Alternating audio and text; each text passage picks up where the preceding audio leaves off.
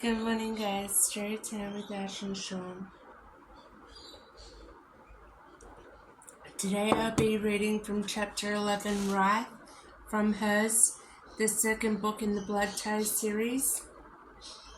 From A.K. Rose, she's an awesome author of dark romance, so if you like dark romance, give her a read. He grabbed my face, smashing my lips against my teeth. With the other hand, he traced the mark on my cheek. I bet they enjoy watching me ride their little sister. The image of that roared inside my mind, making the bathroom grey at the edges. I wanted to cry. I wanted to throw up. I wanted to wrap my arms around my body and rock in a corner. While my mind fractured and my will slipped away, I knew now why those dressed in red didn't cry, scream, or fight. It was because of men like him slowly breaking them down. I think you might be surprised. Even though my voice was trembling, I forced the words. I'd watch your back if I were you. For the rest of your life, he grinned. And then the sight of that was almost as foul as his words. Tig, the other guard called. The sick bastard slowly turned his head, but his grip didn't ease around my jaw. The teacher is waiting. There was a heartbeat where he didn't move long enough for my fear to move even deeper.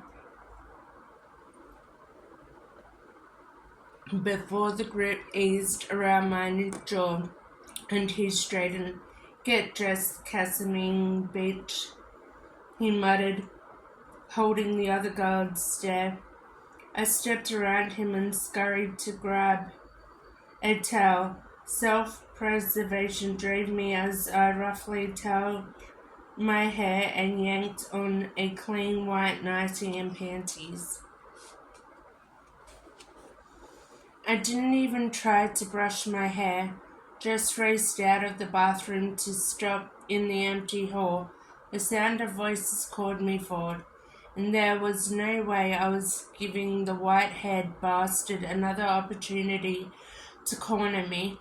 I rushed towards the voices, my hair wet, sticking the nightie against my back. Classes are important, and male spoke in front of the women.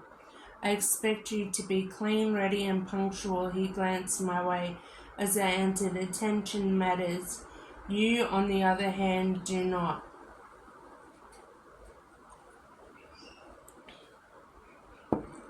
I stepped around the others, wincing at a cold ringlet of water that slipped between my breasts. The teacher moved closer, staring into the other girl's eyes. You do not matter. Not your wants or your needs. The only thing that matters is the needs of your master, your owner. Your entire being will be dedicated to them. Their wants, their needs. You will fulfill what they crave. You will become what they are searching for, even if they don't know themselves. Disgust moved through me.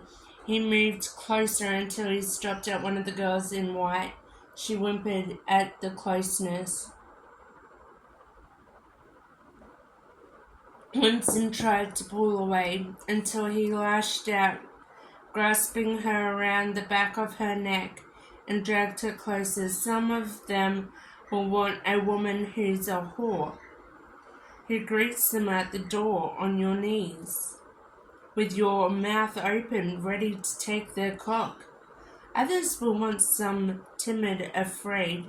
They want that rush of power that comes when they take a woman who's begging. Beg for me. He focused on her. Show me how afraid you can be.